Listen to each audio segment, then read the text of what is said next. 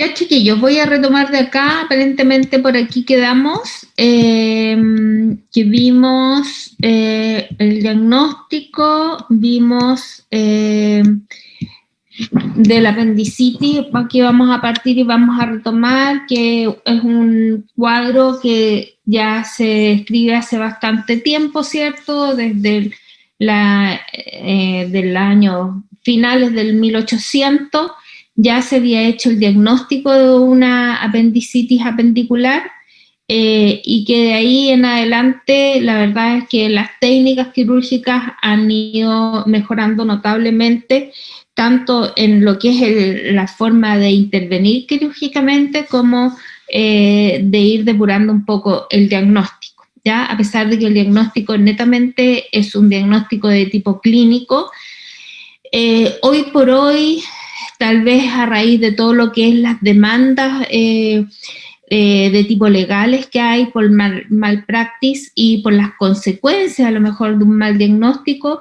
el diagnóstico de la apendicitis ha dejado de ser netamente clínico y hoy tiene un apoyo de laboratorio que tiene que ver con exámenes de laboratorio y de imágenes, ¿ya? La apendicitis no es más que la inflamación aguda del apéndice secal, ¿cierto? Que es como, ya vamos a ver, que es efectivamente un apéndice que emana del intestino grueso, y que en general las razones de por qué se inflama no están bien claras, pero se asume que siempre hay como un proceso de tipo obstructivo, ¿ya? La incidencia es alrededor de 4 por 1000 niños menores de 14 años y entre el 50 y el 80% de los casos se asocia, como les dije, a un cuadro de tipo obstrucción, un fecalito, cálculo, tumor o oxiurasis, que son parásitos que pueden haber a nivel intestinal. La apendicitis aguda es el cuadro que se da de abdomen agudo más frecuente en los niños, y la apendicitis propiamente tal es un cuadro que se da específicamente dentro del grupo etario de los 6 a los 12 años, lo que no quiere decir que sea una patología que no se vaya a presentar en otro momento de la vida. Lo que sí es muy poco frecuente que de lactantes, y de presentarse en general, el diagnóstico es bastante tardío. Los niños a esta edad lactantes no tienen la capacidad de hablar y decir me duele aquí, sino que probablemente estén más irritables, no hagan alguna manifestación general, sino que hasta cuando hay una etapa inflamatoria del apéndice propiamente tal, bastante avanzada, que generalmente se presentan con el apéndice perforado. La perforación varía entre un 30 y un 60% de todas las apendicitis operadas. O sea, si uno considera, no es menor que aproximadamente el 50% de los casos de apendicitis tengan una perforación apendicular. Y la evolución desde que aparecen los síntomas hasta que se perfora también es bastante rápido. Ya hay un estudio que se hizo y se vio que ya a las 24 horas un 20% de los pacientes operados de apendicitis podían tener una apendicitis apendicular perforada, vale decir, una peritonitis. Y así incrementa el porcentaje, teniendo alrededor del 80% cuando han transcurrido aproximadamente 48 horas de su evolución. Obviamente que el pronóstico, el tratamiento, se complica en la medida que los pacientes se perforan. Si el niño es operado en una etapa inicial, ¿cierto?, en donde solamente hay un periodo de inflamación, lo más probable es que el niño pase a lo mejor menos de 24 horas hospitalizado y se vaya para su casa. Pero en un paciente que se perforó, dependiendo cuántas horas haya evolucionado con esta perforación, el paciente puede llegar a tener una peritonitis difusa, que es un cuadro muy complicado que precede a lo mejor a una sepsis y a la muerte de un paciente. Así que aquí podemos tener pacientes operados hasta un mes fácilmente. El tratamiento de la apendicitis, el tratamiento quirúrgico, ¿cierto? Porque solamente es quirúrgico. Si el paciente requiere de manejo antibiótico, va a ser netamente porque hay una complicación o puede que se coloquen antibióticos de manera profiláctica previa a la intervención quirúrgica, ¿ya? Pero el tratamiento en sí es un tratamiento quirúrgico, ¿ya? Y está indicado idealmente frente a una etapa inicial como inflamación y evitar todos estos pasos posteriores, ¿cierto? Que solamente hablan de la evolución y la progresión de esta inflamación. Vamos a pasar por un periodo de perforación apendicular, peritonitis localizada, o sea, solamente en el peritoneo que guarda relación con el apéndice. Vamos a tener una peritonitis generalizada o difusa, septicemia y la muerte del paciente. Acá, para que tengamos una noción de cuáles son las relaciones anatómicas, este es el apéndice, ¿cierto? Este es el ciego, en donde termina el intestino grueso e intestino delgado, ¿ah? Esto es el peritoneo. El apéndice puede tener distintas ubicaciones, pero en general la que nosotros ubicamos con mayor frecuencia es la que está ubicada a nivel de la fosa ilíaca derecha, ¿cierto? Y que podemos tener una ubicación más pélvica, cuanto más hacia la pelvis esté, o una posición retrocecal, que es una posición que se coloca por detrás, ¿cierto?, de esta asa intestinal.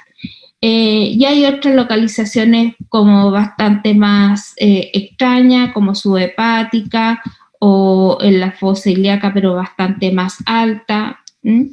Pero lo habitual es a nivel de la fosa ilíaca derecha, en esa región.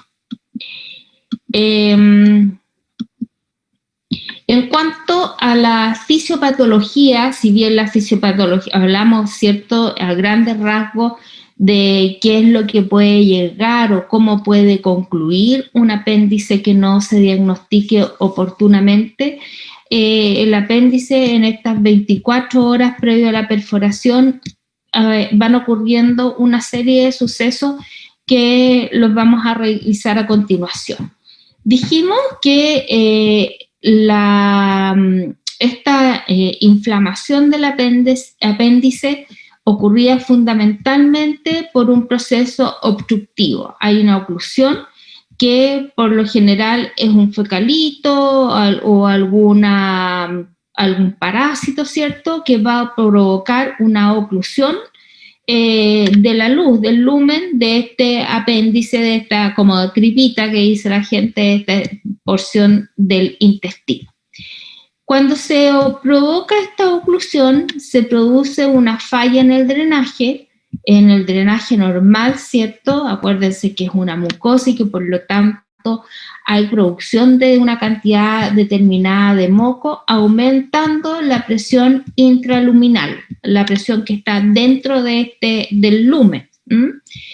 Este aumento de la presión va a provocar una éstasis de tensión y proliferación bacteriana, lo que va a llevar a una distensión de las paredes y a una estimulación nerviosa. La distensión de las paredes básicamente por la liberación de estas toxinas, ¿cierto?, que producen las bacterias durante su multiplicación.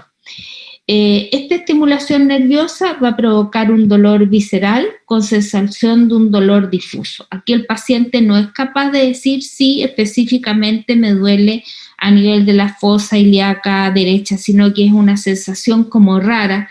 Muchas veces ellos nos dicen que tienen una sensación de dolor específicamente tal, ¿ya?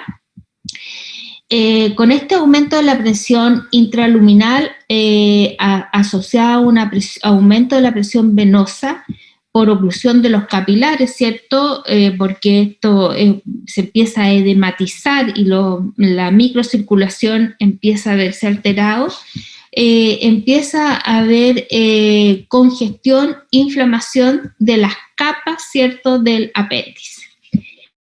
Se va a provocar una isquemia de la mucosa que es invadida por estas bacterias que se están multiplicando, y es aquí, en este momento, cuando el paciente va a presentar fiebre, taquicardia, y va a presentar un aumento de la leucocitosis. Puede que eventualmente estos tres signos clínicos, o sea, estos dos son signos clínicos, este es un examen de laboratorio, no se presenten de forma simultánea. Puede que el paciente empiece ya con una leucocitosis previo a la aparición de la fiebre. Seguido de esta isquemia aparece infección de la serosa y del peritoneo parietal. Hay dolor en el cuadrante inferior derecho. ¿Ya? Esto es cuando la presión intraluminal y la presión arteriolar aumenta. Como hay alteración de la irrigación, hay infarto, hay necrosis y hay perforación, ¿ya? O sea, hay en esta fisiopatología una alteración, ¿cierto?, de la irrigación que va a determinar infartos y la perforación. Y este aumento de la alteración de la vascularización o de la irrigación sanguínea está mediado por un cuadro inflamatorio, mediado por un proceso obstructivo y la proliferación bacteriana, ¿ya? Eso es importante que lo sepan, y todo este proceso puede llegar a demorar 48 horas. Los signos clínicos, las primeras manifestaciones tienen que ver con dolor. Generalmente los pacientes tienen una sensación más bien de dolor periumbilical, que vuelvo a repetir, no muchas veces está asociado como con un dolor, sino que ellos dicen una sensación rara, como que tienen un malestar pero no logran precisar que es un dolor. Y luego se empieza a localizar a nivel de la fosa ilíaca derecha, y esto tiene que ver también con la progresión de este proceso inflamatorio. Aparecen náuseas, vómito, o pueden estar presentes ambos o solamente las náuseas. Hay sensibilidad abdominal, y hay signos clínicos que son propios y específicos, que son que es a través del cual antiguamente se hacía el diagnóstico de la apendicitis, que es el Bloomberg, el Rothschild y el obturador y el psoas, ¿ya?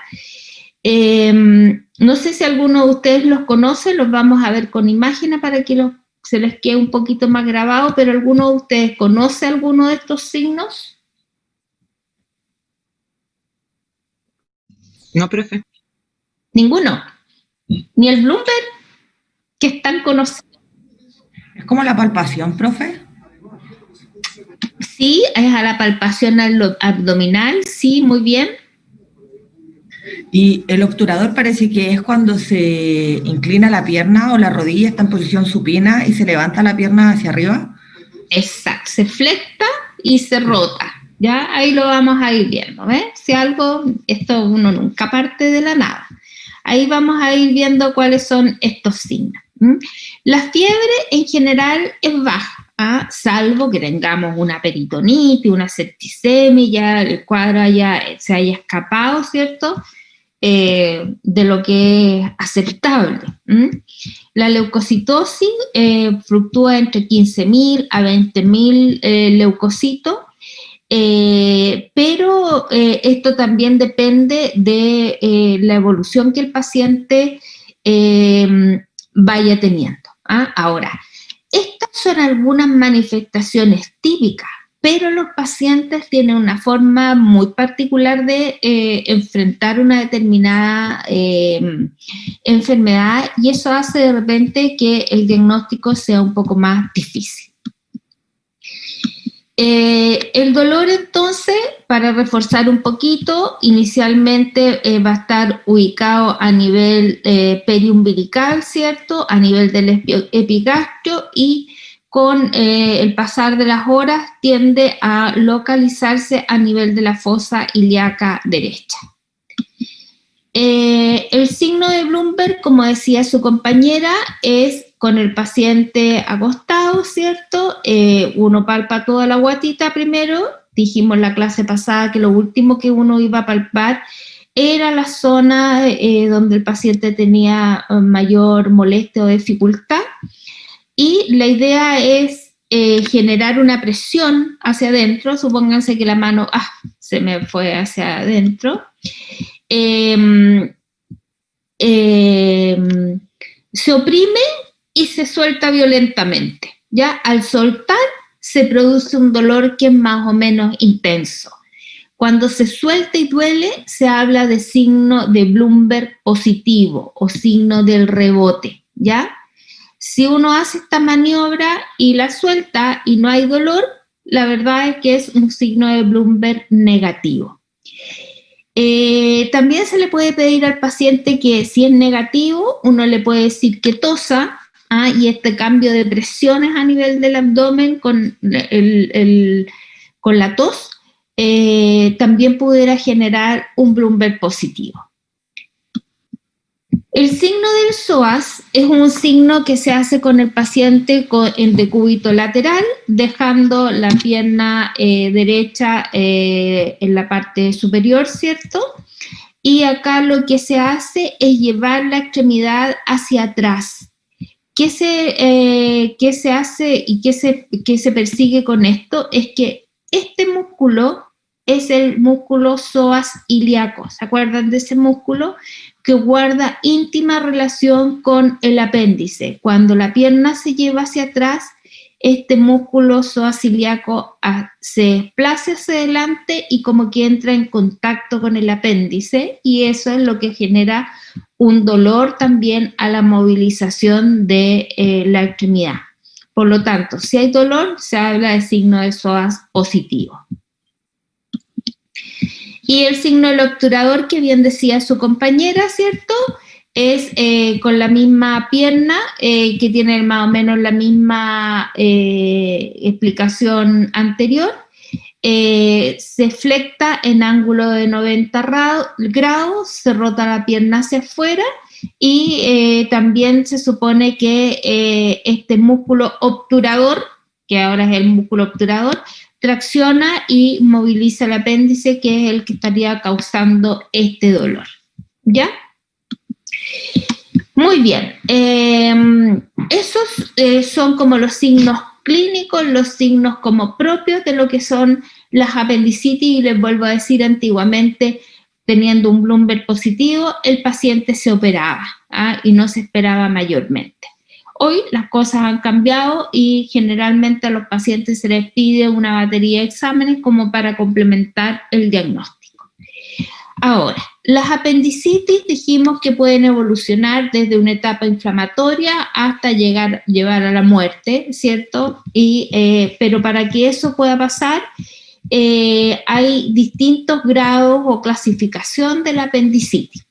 Tenemos una apendicitis que es congestiva grado 1, una apendicitis tipo o grado 2, que es una apendicitis flegmonosa, que es un flegmón, apendicitis necrótica o gangrenosa, que es la grado 3, y una apendicitis perforada es el grado 4. Ahora, cuando se extirpa el apéndice, todo lo que se saca del cuerpo de un paciente va a anatomía patológica y es analizado, revisado y se da un informe anatomopatológico. Puede que el apéndice no todo se deteriora al mismo tiempo de una misma manera, y pueden haber pequeñas zonas necróticas dentro de una pieza y otras partes estar congestivas. O sea, no es que todo el apéndice esté alterado bajo una misma lesión, salvo ya cuando tenemos una apendicitis que está perforada. La apendicitis congestiva, que también se le ha llamado como congestiva o catarral, que es la primera etapa, en ese proceso inflamatorio hay un ligero exudado neutrófilo, hay vasos congestivos, ¿cierto? Y hay una membrana roja, granulosa y opaca. Esa es como la primera etapa de la inflamación. En la flegmonosa hay lesiones quísticas, ahí, ¿ya?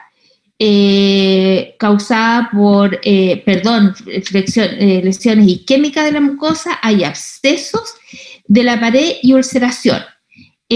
Cuando hay, que lo vamos a ver más adelantito, cuando hay la formación de un flegmón apendicular, la cirugía en estas condiciones no está indicada, y aquí previo a la cirugía hay que hacer un tratamiento médico para extirpar el apéndice en una etapa posterior. Ya cuando hay un flegmón apendicular hay adherencia de el intestino, ¿cierto?, que hace como muy riesgosa la cirugía. Y esto es porque se hace un diagnóstico tardío de la apendicitis aguda. Después, en la apendicitis gangrenosa necrótica hay grandes áreas de ulceración hemorrágica, o sea, hay necrosis y hay tejido que está desvitalizado. Y la peritonitis apendicular se define como el proceso inflamatorio general o localizado de la membrana del peritoneo, ¿cierto?, secundaria a una irritación química, invasión bacteriana, necrosis local o una contusión directa. En el caso de las peritonitis apendiculares, obviamente que su causa es por una invasión bacteriana debido a la perforación apendicular. Ahora, esta peritonitis, tal como su nombre lo dice, es una inflamación de la membrana peritoneal que inicialmente es solamente a través del peritoneo que recubre, ¿cierto?, este apéndice. ¿Ya? Si tenemos la propagación o que se rompa, vamos a tener esta peritonitis difusa o generalizada, en donde va a comprometer áreas mucho más grandes y son las que finalmente llevan y ponen en riesgo la vida de los pacientes. Por lo tanto, la peritonitis localizada es cuando se localiza en un determinado espacio en la fosa ilíaca derecha, y las peritonitis difusas provienen de una localización específica, ¿cierto?, que es este apéndice, pero que se van a diseminar a toda la cavidad peritoneal.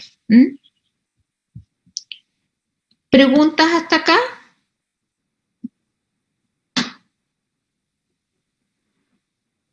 ¿Chiquillo? No, profe. Ya. El tratamiento, como les dije, el tratamiento es quirúrgico, no hay otra alternativa, ¿ya? Y el tratamiento tradicionalmente se hace a través de una laparotomía, o sea, incisión de la pared, y que lleva el nombre de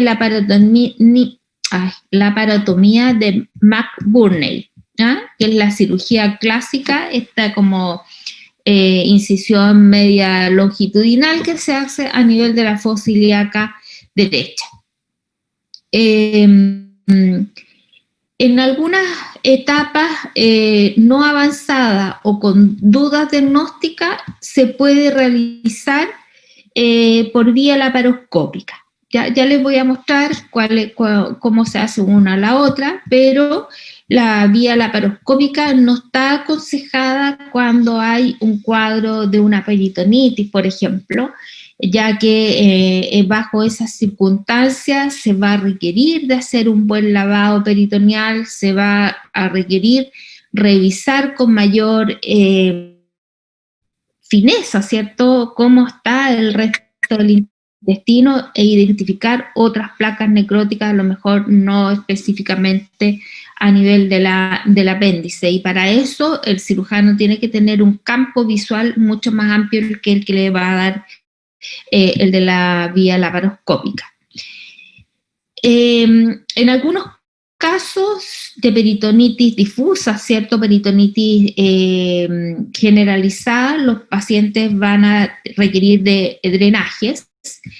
La administración de terapia antibiótica solamente también en los casos avanzados o como una quimioprofilaxis en los pacientes que tengan algún factor de riesgo, ¿ya? Analgesia en todos los pacientes, estamos hablando de una cirugía mayor y va a requerir de un reposo intestinal durante las primeras horas posoperatorias, tanto del pre como del posoperatorio necesitamos tener este intestino en reposo. Bueno, esta es una laparotomía media infraumbilical o supraumbilical, parece que es, supraumbilical, o sea que está desde del ombligo hacia arriba, en donde se hablen los planos musculares tradicionalmente. ¿Ya? Esta no es específicamente de apéndice, no encontré, pero todas las laparotomías que se hacen a nivel del abdomen llevan ese nombre de laparotomía.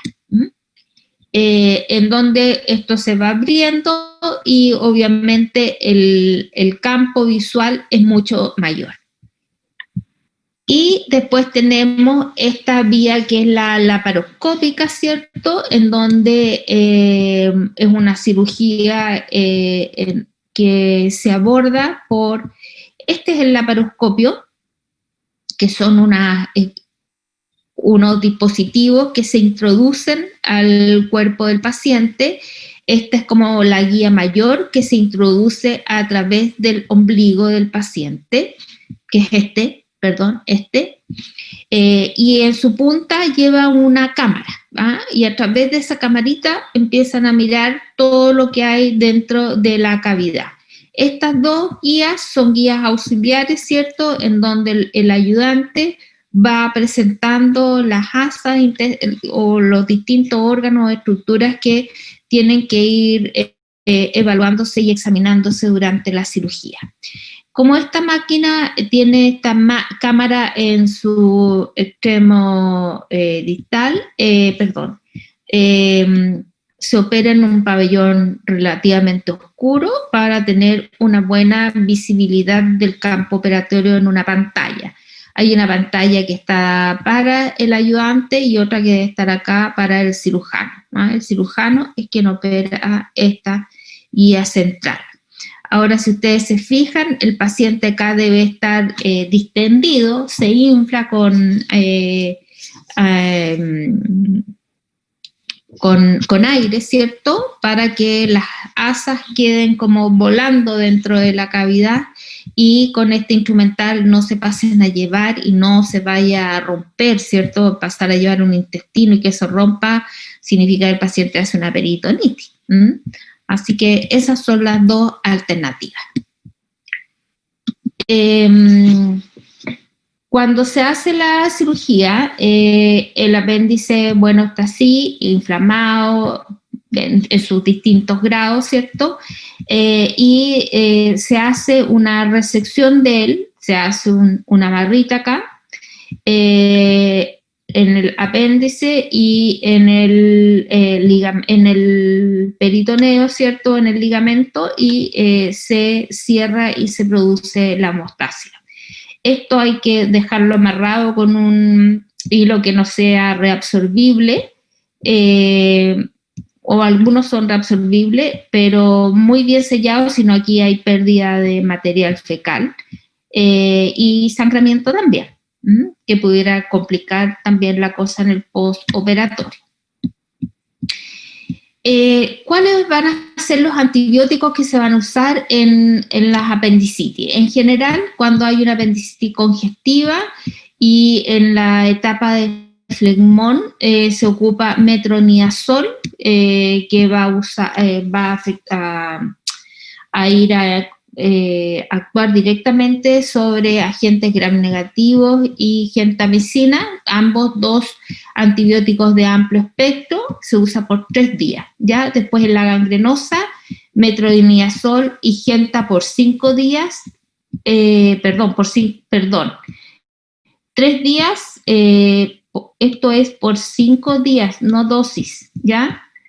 Después, la perforada y localizada, metronidazol, gentamicina y amikacina por 5 días y la pendicular perforada o difusa, metronidazol, gente y amica por 7 días. Ahora, todo esto es relativo, o sea, lo mínimo es que va a estar 7 días o 5 días.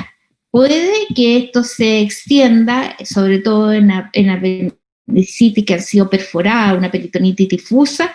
Hay esquemas de antibióticos que pueden llegar hasta los 21 días con tratamiento antibiótico, ¿ya?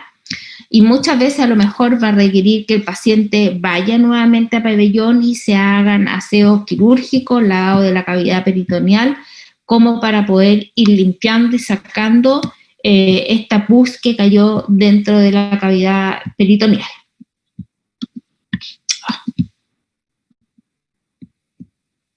Otros medicamentos, generalmente para el manejo del dolor durante las primeras 24 horas, ketoprofeno o nefercil.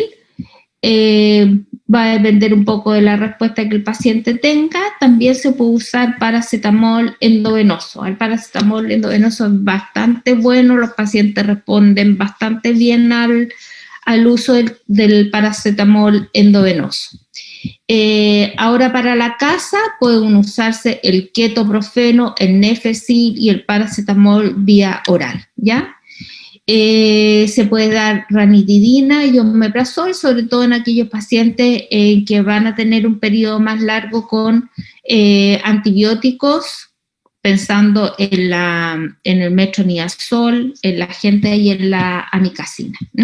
Ranitidina o omeprazol, recubridores gástricos para evitar a lo mejor úlceras o sangramientos digestivos por el uso de fármacos.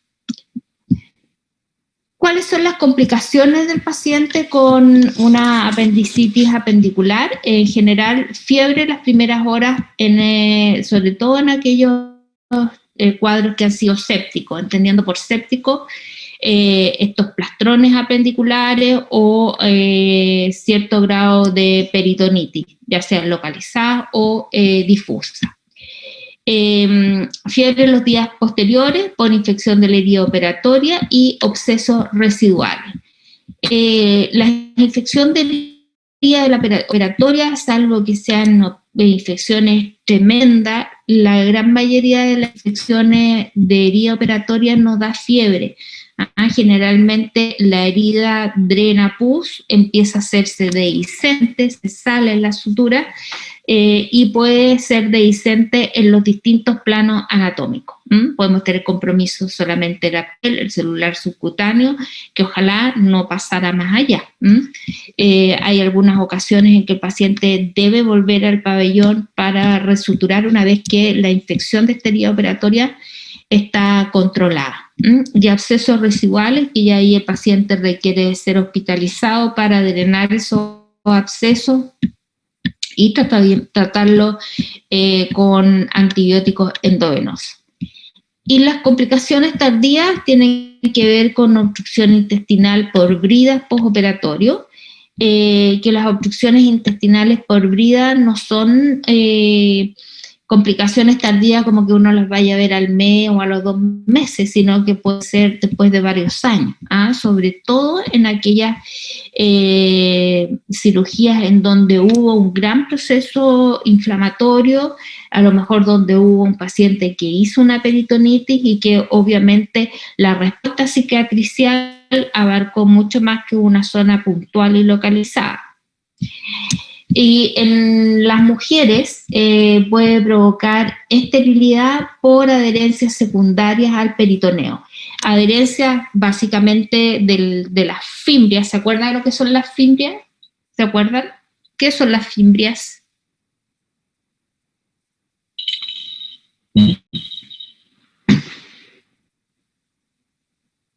La parte distal de la trompa de Falopio, que tiene como unos dedos, ¿cierto? Que es la encargada como de pescar el óvulo, Bueno, esa puede tener estas adherencias con este tejido fibrinoso y puede estar adherido también al peritoneo, no solamente la fibra, sino que también parte de la trompa que hace que tengan alterada la función de la fecundación, ¿ya? Bueno, este es el plastrón apendicular, ¿ya? El plastrón apendicular generalmente se da en aquellos casos en donde no hubo un diagnóstico oportuno, puede haberse diagnosticado un colon irritable, un cuerpo lúteo sangrante, etcétera, y que le dicen al paciente que se vaya, ¿ah? O porque también la sintomatología es poco clara. Y aquí lo que pasa es que el proceso inflamatorio comienza a involucrar las asas intestinales que están cercanas y forman dentro de todo este proceso inflamatorio un solo cuerpo, ¿ah? Solo cuerpo entre el intestino y este apéndice, ¿ya? La sintomatología del dolor o del plastrón apendicular tiene que ver con dolor en la fosa ilíaca derecha, fiebre y generalmente hay una masa palpable, o sea, el proceso inflamatorio es importante y el hecho de que el apéndice se comprometa parte del intestino hace que se sienta la palpación esta masa de un volumen variable. El tratamiento es inicialmente hospitalizar para observar, hidratar a los pacientes, tratamiento con antibióticos. En general, los que vimos hace un rato atrás, metronidazol, gentamicina y amikacina, dependiendo del esquema que se use. Reposo, entre 48 y 78 horas, ¿ya? Si los síntomas no ceden, vale decir, este dolor, la fiebre, y no hay disminución a lo mejor del tamaño, de la masa que se palpa a través de la fosa ilíaca, lo más probable es que se haya formado un absceso. Ahora, el plastrón apendicular es una cirugía que se debe postergar después que se deja enfriar, así se habla, se deja enfriar este cuadro inflamatorio a través del uso de los antibióticos, se trata esta inflamación aguda para dejar esto lo más tranquilito posible y a los 2 meses, si es que el paciente no tiene ninguna sintomatología, hacer la cirugía. ¿Preguntas hasta acá, chicos? ¿No? Bueno, dígame. Profe, yo tengo una duda, porque mi papá, por ejemplo, hace poco, el año pasado creo que fue, se operó de apendicitis. Lo operaron de apendicitis y después cuando ya vino a la casa le dieron de alta como al 7º día empezó a presentar fiebre. Entonces yo le dije a mi papá que fuera de nuevo al hospital y en eso le diagnosticaron posterior a eso un plastrón, algo así se llama, plastrón. ¿Ya? Que ¿Plastrón? el doctor dijo que el cuerpo había como, o sea, que como que no había respondido a tratamiento, algo así, y que su cuerpo en la parte del abdomen había hecho como una especie de cápsula para poder retener la infección en ese lugar. Entonces lo volvieron a hospitalizar y le dieron tratamiento. ¿Qué tan probable es que suceda eso? Mira, en general, el plastrón, o sea, la apendicitis aguda, si se sacan como apendicitis aguda, el apéndice se saca y se resuelve. Ahora, es súper poco preciso decir en qué estadio está el apéndice hasta cuando no se hace definitivamente el examen histopatológico del apéndice. Ahora, si lo operaron y había un compromiso intestinal, de lo que circunda, ¿cierto?, al apéndice y había cierto grado de proceso inflamatorio, Ahora, ¿cómo va a responder eso? No se sabe, o sea, ya estaba en el pabellón, se saca el apéndice y la idea es que él haya tenido, ¿cierto?, un tratamiento antibiótico, si es que lo vieron ya comprometido esta parte del intestino, un tratamiento con antibióticos, a lo mejor no por 2 dosis ni por 3 dosis, sino que a lo mejor haberlo dejado 5 días y haber limitado esa infección. Pero ahí no podría decirte. Cada organismo responde de una manera particular. Y obviamente el proceso inflamatorio, si bien puede estar localizado a nivel del apéndice puede comprometer áreas circundantes y que por eso los pacientes requieren de este uso de antibióticos, aunque sea por 3 dosis de manera profiláctica. Pero si hay compromiso intestinal cercano, ¿cierto? La idea es no dejarlo de tipo profilaxis y dejarlo como tratamiento. Ya, profe, gracias. Y lo otro es que puede haber sido también cualquier infección asociada a la atención de salud, por mal manejo del material estéril, o sea, cualquier cosa. El solo hecho de que el paciente ingrese a un hospital tiene un alto riesgo de tener una infección asociada a la atención de salud. Sí, profe, porque el doctor dijo que eso se debió porque a mi papá, donde es guatoncito, le dijo que donde tiene mucha grasa abdominal, eso favoreció que se formara el plastrón, algo así, dijo el doctor. Es que la grasa abdominal es tejido celular subcutáneo y el plastrón es en el intestino. Entonces, a lo mejor no tuvieron la capacidad de mirar bien por la contextura de tu papá, y eso puede haber hecho que él haya estado con un plastrón y no lo vieron nomás. Porque las cirugías por la contextura de los pacientes también se hacen complejas. Sí, profe, eso dijo, que fue como difícil poder observar todo por tanta grasita que tenía mi papá en la guata. Exacto. Por eso puede haber sido. Bueno, sigamos entonces. En relación a los cuidados de enfermería pre, intra y postoperatorio. Esto lo vamos a pasar más o menos rapidito porque más o menos tiene que ver con la clase que vimos al principio: valoración, entrevista, examen físico general y segmentario, y la entrevista fundamentalmente buscando las características del dolor, localización, el examen físico, hacer un examen abdominal localizado buscando signos específicos el segmentario, signos específicos de la apendicitis aguda. Instalar vía venosa y tomar exámenes preoperatorios de apoyo al diagnóstico, hemograma para identificar la leucocitosis, ecografía y escáner abdominal. Reposición de líquidos si es que el paciente ha tenido mucho vómito. Ahora, si el paciente no ha vomitado, una cosa particular, no vamos a requerir reponer líquidos previo a la cirugía. No administrar analgesia a menos que el diagnóstico esté claro. Esto es súper importante. Si el diagnóstico no está claro y el paciente va a tener que ir a lo otro, seguir a lo mejor en exámenes, y está ya en el hospital, eventualmente sí, pero si estamos en la casa y tenemos un familiar o alguien, nunca administrar analgésico hasta que se descarte la patología, ¿ya? Al dar analgésicos se enmascara el cuadro, desaparece el dolor, pero el proceso inflamatorio y la fisiopatología de la enfermedad continúa. Y podemos mandar a la casa un paciente porque se le puede haber diagnosticado una crisis de colon irritable y resulta que llega el otro día con una peritonitis. Administrar antibióticos, esto puede que sea antes como puede que sea durante la inducción anestésica.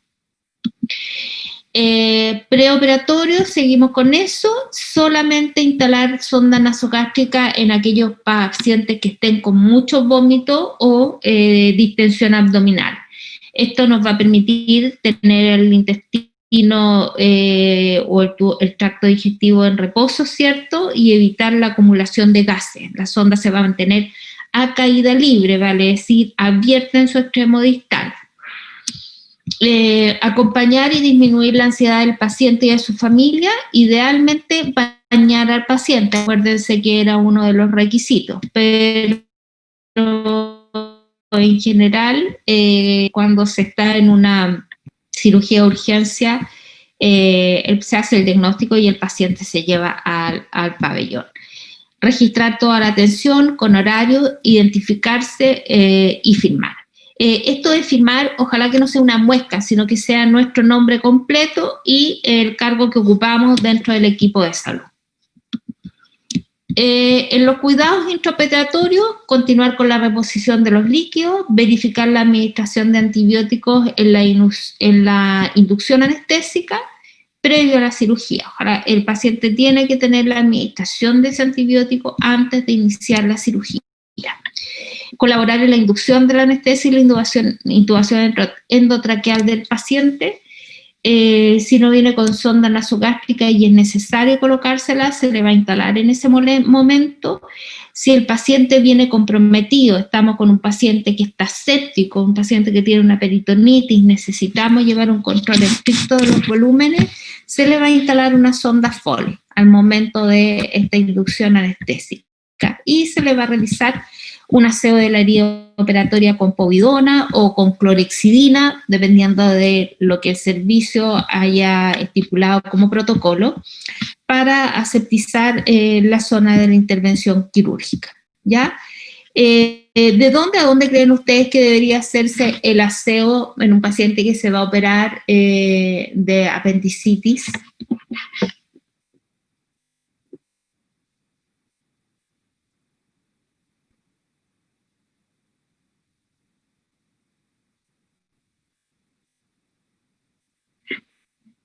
¿Cómo se hacen los aseos, chiquillos? En cualquier caso de cirugía.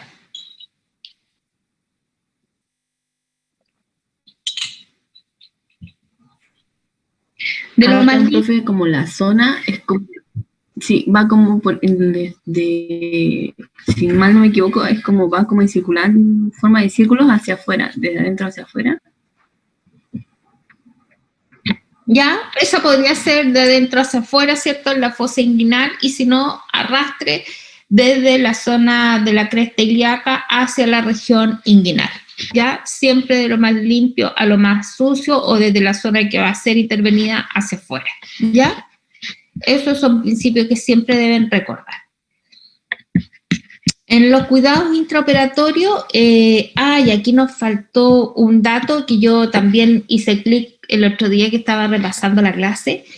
Anoten en sus cuidados preoperatorios que, sobre todo en las cirugías electivas, los pacientes deben pesarse.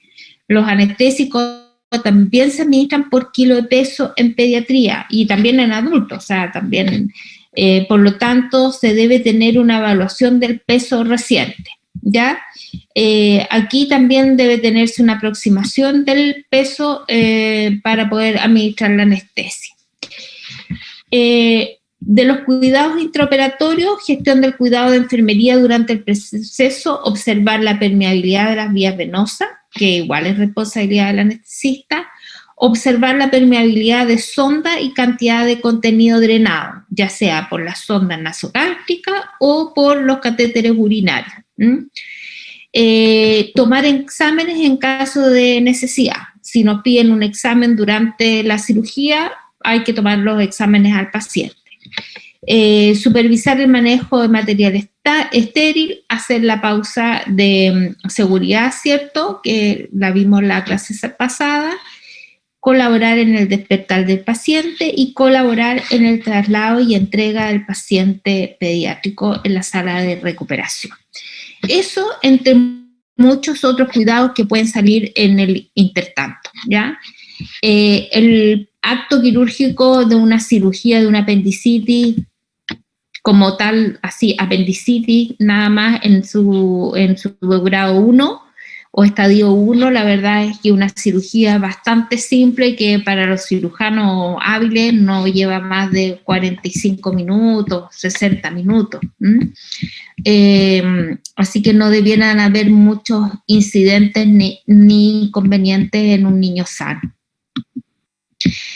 En relación a los cuidados postoperatorios, hay cuidados que son inmediatos, y en los inmediatos es trasladar al paciente a la sala de recuperación en forma segura. Vale decir, debe ir con el anestesista, la enfermera y un TENS en la misma cama que es del paciente o en una camilla, pero siempre con las barandas en alta. Debe ir con un monitor puesto y generalmente se trasladan con aporte de oxígeno a través de una mascarilla Venturi.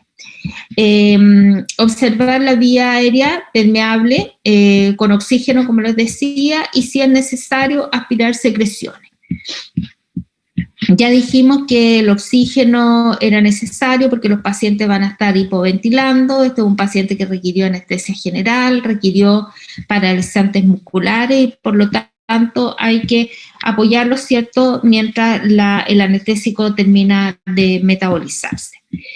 Control de signos vitales cada 15 minutos durante la primera hora, luego cada 30 minutos la segunda hora y luego cada 2 horas. Ahora, toda esta normativa de cuán seguido, cuál va a ser la frecuencia del control va a estar determinado primero por la condición del paciente y en segundo lugar por la normativa que cada uno de los servicios tenga. El paciente, si requirió previo a la cirugía sonda nasogástrica, va a continuar con ella. Mantener vías y sondas permeables. Aquí lo más importante es que una vez que el paciente llega a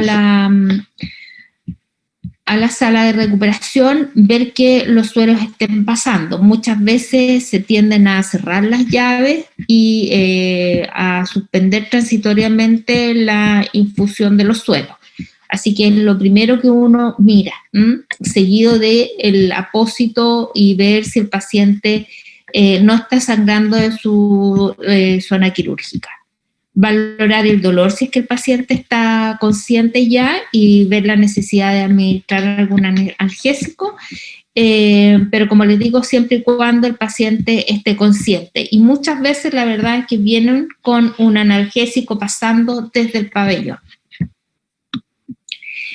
En cuanto a los cuidados inmediatos, control de signos vitales cada 4 horas o menos, dependiendo del estado del paciente, valorar dolor o administrar analgesia según indicación. Alimentar con régimen líquido las primeras 12 a 24 horas postoperado. Y en los pacientes que tienen peritonitis tienen que tener un descanso intestinal un poquitito mayor, entre 48 y 72 horas, pero también depende de la evolución de nuestro paciente, ¿ya? Y esto también muchas veces se hace bastante más abreviado. Los pacientes en general a las 24 horas se van a la casa y se van ya con una dieta blanda. Favorecer la deambulación precoz entre 12 a 24 horas postoperado, según el estado general y las complicaciones. Administración de medicamentos, registro de ingresos y egresos, y en los pacientes de mayor complejidad, el balance hídrico completo. Y los cuidados de la herida operatoria, que en relación a eso, ¿qué dijimos en la clase de los cuidados perioperatorios? ¿Se acuerdan? Se me adelantó. Sobre el sangrado, profe. Y vamos a ver el sangrado, pero en el inmediato. Y en el inmediato,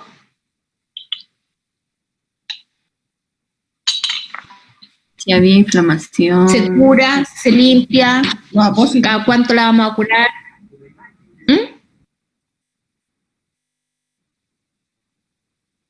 ¿Se cura o no se cura?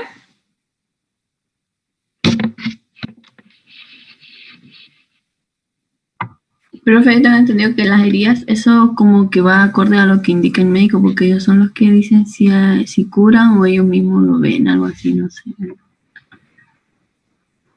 Pero el paciente, suponte tú que hubo una apendicitis grado 1, se va a ir para su casa después de operarse. ¿Usted le va a enseñar a la mamá cómo operarlo, cómo curarlo, o le va a decir que venga a curación?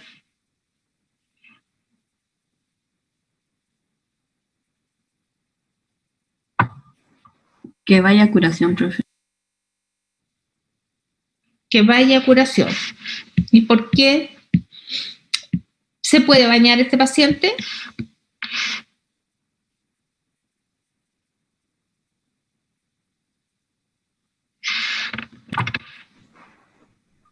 Sí, profe, pero cubriendo como la parte de la herida de la zona operatoria.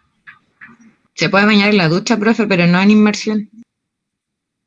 Ya, eso lo dijimos. ¿Y cuándo se va a descubrir esta herida?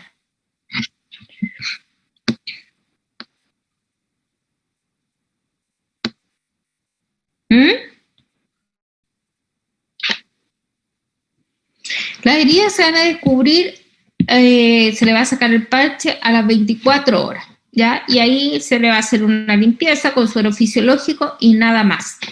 El paciente, tal como dijo su compañera, se va a ir con indicaciones para su casa y la indicación es que el paciente se pueda bañar con ducha, ¿cierto? Y no con un baño en tina o baño de inmersión. La precaución es que una vez que se ducha, la zona de la cirugía quede absolutamente seca. Podía apoyarse con secado de toalla nova o incluso un secador de pelo a una temperatura suave. Y de ahí no hacer nada más con la herida operatoria. El paciente va a volver a los 7 o 10 días, dependiendo de su constitución anatómica, etcétera, a control con el médico y se le van a retirar sus puntos y lo más probable es que se le dé de alta. No requiere de curaciones, ¿ya? Ahora, si empieza a haber exudado purulento, ese paciente tiene que ser referido a médicos, ¿cierto?, para que traten esta infección de la herida operatoria y evaluar la posibilidad de que ese paciente sea hospitalizado para el tratamiento endovenoso y con curaciones como corresponda a una herida infectada. Pero en una evolución normal no requiere de curaciones. ¿Ok? ¿Preguntas? ¿Dudas? Ya. Listo. Las hernias inguinales, si bien es una patología que se ve mayoritariamente en los niños más pequeñitos que en etapa escolar, no la vimos en el semestre pasado, y también se da de una manera no poco frecuente en niños escolares y adolescentes, incluso en los adultos jóvenes. Hoy día se ha visto una incidencia importante de hernias inguinales en personas que son aficionados a hacer mucha bicicleta, y no tener un sillín como adecuado aumenta un poco la presión intraabdominal y hacen que aparezcan estas hernias de tipo inguinal, ¿no? Así que creemos que es importante que ustedes lo sepan, además que la hernia inguinal es una hernia que es de las pocas que deben ser operadas al momento que se detecta, ¿ya? Las hernias incisionales o las hernias umbilicales, la verdad es que no tienen mucha repercusión si es que no se operan, pero estas sí. ¿Cuáles son los objetivos? Conocer la principal patología del canal inguinal y las que corresponden y los diagnósticos diferenciales que se pueden hacer en relación a esa hernia. Conocer los principales cuidados de enfermería que se deben realizar en las diferentes etapas del proceso perioperatorio de un paciente pediátrico con hernia inguinal. Bien. En relación a las generalidades de las hernias inguinales, la verdad es que esta es una patología que se encuentra muy relacionada a todo lo que es el proceso de desarrollo del embrionario, ¿cierto? Y que tiene que ver con la migración, ya sea del testículo o de los ligamentos redondos, que son los que fijan el ovario, ¿cierto?, en las mujeres. Es un proceso que se comienza en la etapa fetal y que debiera estar solucionado al momento de que los niños nacen. Es una patología que se da preferentemente dado las características en antecedentes de niños prematuros o que, como les vuelvo a decir, o que se ven niños de término pero con menor frecuencia y su diagnóstico también se hacen en edades más bien de tipo temprana. El origen de esta hernia en el hombre generalmente es la evaginación de la serosa peritoneal hacia el escroto cuando se va produciendo el descenso del testículo, y en la mujer es la evaginación de la serosa peritoneal hacia los labios mayores acompañado del ligamento redondo. Esto es importante porque las hernias inguinales en los hombres podemos tener diferencias cuando uno hace el examen físico. En el examen físico nosotros podemos ver en los varones cómo acompaña el descenso del testículo, podemos ver un aumento de volumen ya sea en la bolsa escrotal misma o a través del conducto inguinal o pliegue inguinal, ¿ya? A diferencia de las niñitas, en donde podemos ver un labio mayor mucho más grande y da la impresión de que fuera a lo mejor más desarrollado que el otro, y también aumento de volumen en el pliegue inguinal o en el canal inguinal. La patología del canal inguinal es una entidad clínica que no es poco frecuente y que generalmente gatilla para su resolución el tratamiento quirúrgico. Dentro de la patología tenemos el hidrocele, que muchas veces tiene una evolución bastante buena y no requieren los niños ser operados del hidrocele. El hidrocele, hay un aumento de la cantidad de líquido que hay a nivel de la bolsa escrotal, el quiste de Nuc o quiste del cordón, la criptorquidia, que ya la vimos en el semestre pasado, y la hernia inguinal, que es a lo que nos vamos a referir ahora. La hernia inguinal tiene una incidencia de 1 a un 5%, es más frecuente en hombres que en mujeres, con una proporción de 8 a 1, o sea, es bastante más frecuente en los hombres, ¿ah? Y los recién nacidos de pretérmino, la presentación es hasta de un 30%. ¿Por qué? Porque los procesos todavía no terminan, los testículos comienzan a descender en el último trimestre del embarazo, por lo tanto, mientras más prematuros son los niños, muchas más probabilidades tienen de tener una hernia inguinal. En general, los niños de pretérmino que tienen hernia inguinal previo al alta, se les resuelve su problema, se les opera antes de irse a su casa. La clínica, en general, hay un aumento de volumen del lado que está afectado, ¿cierto? Y es un aumento de volumen blando, ¿ah? Es un volumen que se puede reducir, ¿ah? Y muchas veces, si uno palpa con cuidado, logra tener la sensación del anillo herniario por donde salen estas vísceras, y en muchas ocasiones eso se puede incluso hasta reducir manualmente. Cuando se produce la palpación, se siente como, y se está haciendo esta maniobra de reducir, se siente una sensación de gorgoteo, hasta como burbujitas, como que hierven algunas cosas.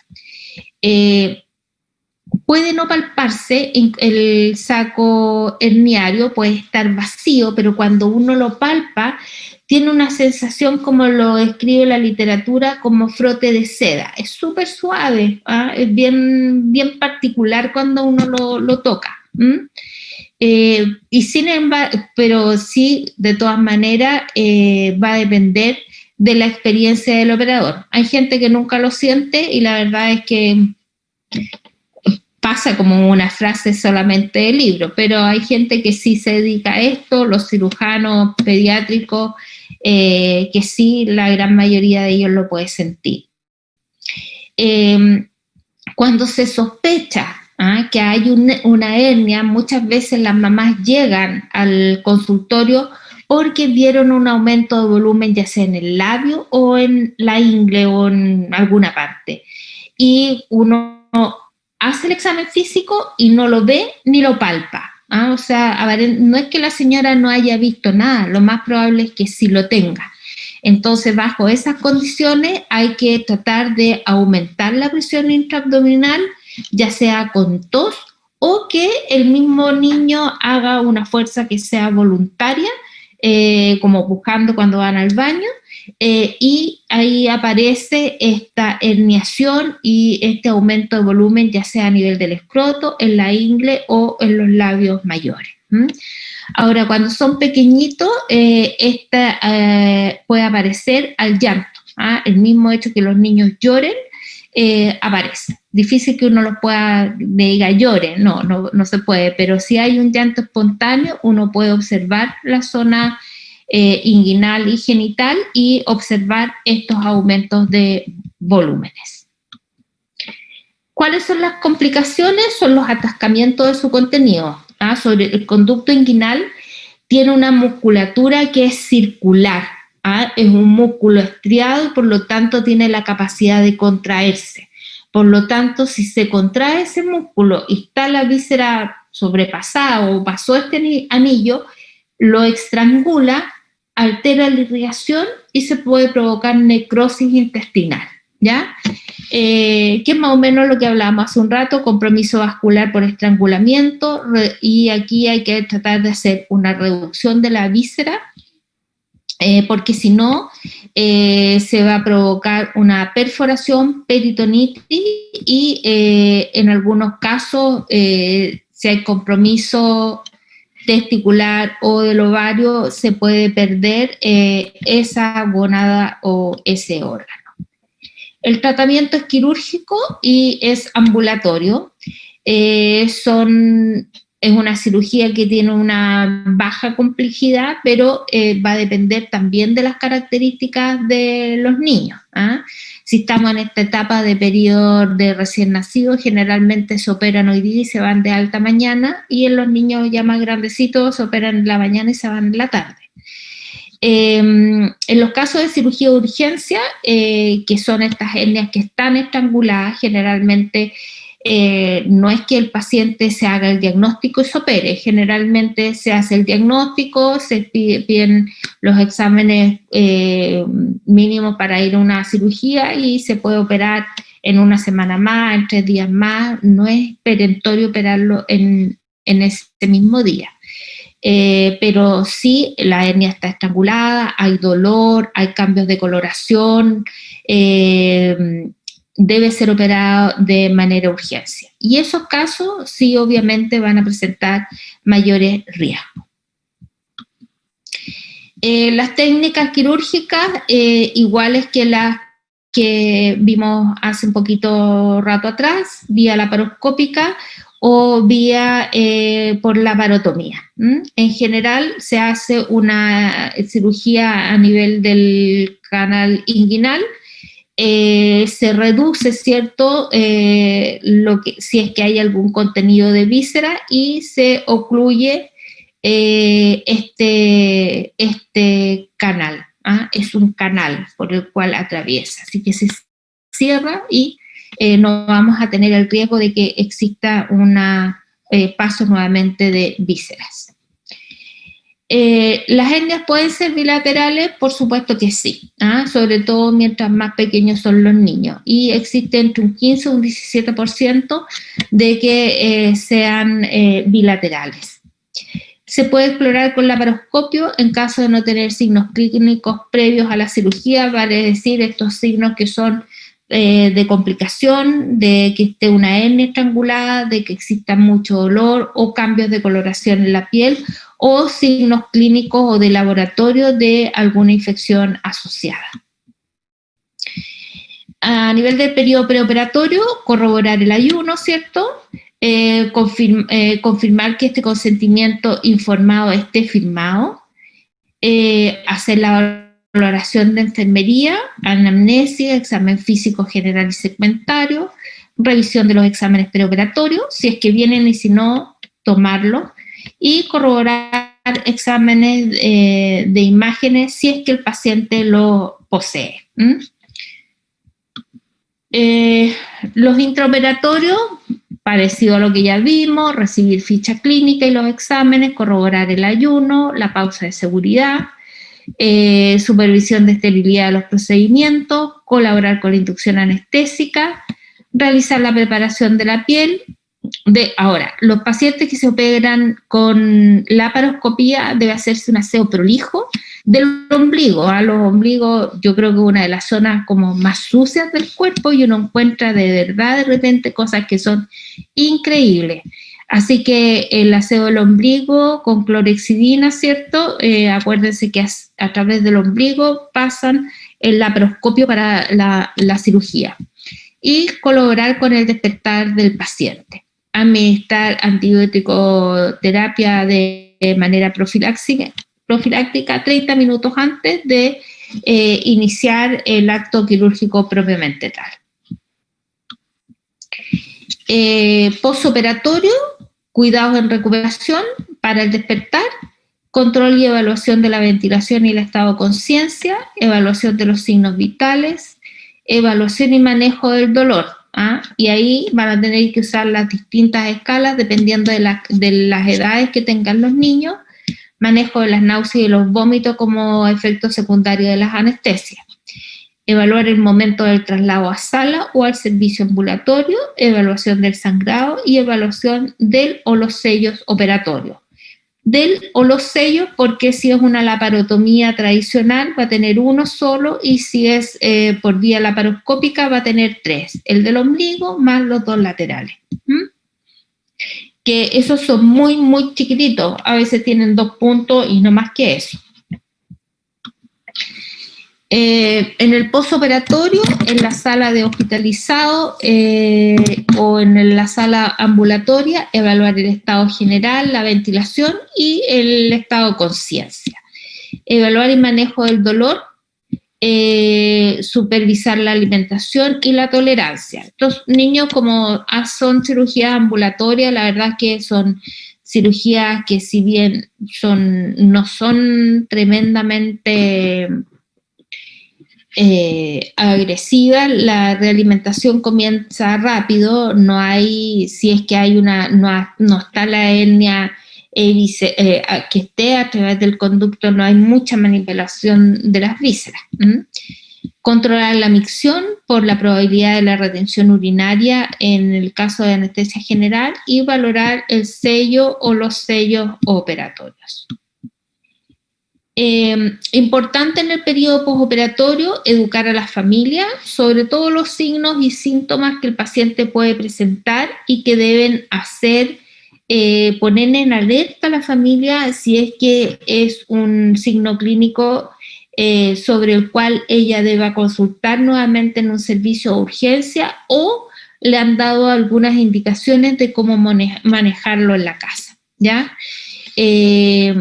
Me refiero más que nada un poco al dolor, enseñarle durante el periodo que dure la hospitalización cómo preparar, cómo administrar, recordar que pueden ser niños desde lactantes hasta más grandes, ¿cierto? Y en general en los lactantes a lo mejor van a requerir de administración de gotita o preparación de algún jarabe en suspensión. Y eso tiene que quedarle súper claro a la mamá y ojalá todas las indicaciones escritas en un computador de tal forma de que no haya problema en la lectura y comprensión de las indicaciones.